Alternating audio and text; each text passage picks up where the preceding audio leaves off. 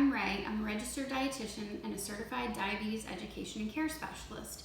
And today I'm going to tell you how you can take a simple box mac and cheese and make it into a more healthy, balanced meal for your family. So I have two brands here, Kraft and Annie's. Doesn't really matter what brand you choose, it's up to you. These two are very nutritionally similar. There's not a lot of difference. The ingredients might be different, so that's up to you what you pick. And when you make it, there's 3 servings in a box and they're 1 cup servings. So if I make this as the box describes with reduced fat milk, which is 2% milk, and 2 tablespoons of butter, that would make it 350 calories per cup. And in this one, I have a bowl of mac and cheese. There's 2 cups of mac and cheese, and I served it with 1 8-ounce glass of whole milk, which is 150 calories. Whole milk has a lot of calories. Some people call it vitamin D milk. It doesn't have any more vitamin D than, let's say, skim milk or 1%, but for some reason, some people have the perception that's the only one that has vitamin D.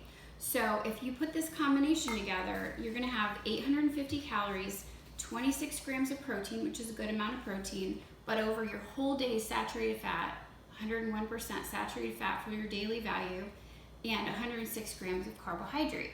That's a lot of carbohydrate. That's way too much saturated fat.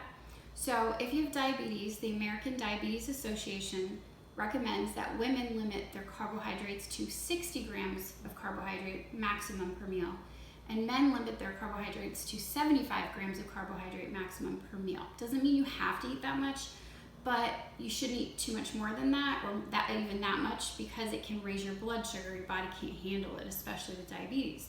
So this meal can be made over. If we're trying to lose weight, maintain our weight, or keep our blood sugar intact, then we can make this over by just having 1 cup of the mac and cheese, and that's gonna reduce my carbohydrate load, and it's also going to reduce the calories and saturated fat by having less. I've added fruits and vegetables here to add more fiber and nutrition to the plate and to help us stay full with fewer calories.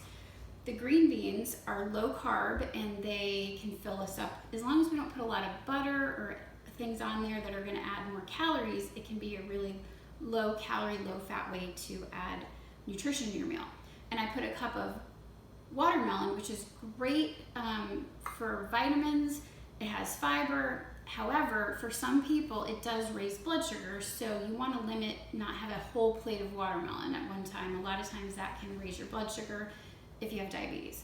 So this is a nice combination. It's very colorful, which means I'm getting a lot of different vitamins, and I've added 1 8-ounce glass of skim milk. So that skim milk is same amount of protein as the whole milk and the same amount of vitamin D, but I am getting half the calories, so that's really great. And in this case, I actually want to have this milk to pair with the mac and cheese, because otherwise I'm not gonna get enough protein without adding maybe some lean turkey or chicken, or some lean cottage cheese. That would be another way to get protein and reduce your carbohydrates, because this is carbohydrate, and so is any fruit and your pasta. So this meal comes to 580 calories, 17 grams of protein, not as much as in this meal, but this has too much saturated fat and calories coming with that protein. 38% of your daily value from saturated fat. That's much more reasonable, gives you more room for the rest of your day. 74 grams of carbohydrate. So again, for some people this is perfect. For other people, maybe it's a little too much carbohydrate. We could take the milk away or the fruit away and add a lean protein, or some turkey, if that would work for you. But this is a very colorful and filling meal, okay? So if you would like to learn more about how to make healthy, balanced meals for your family, you can go to choosemyplate.gov.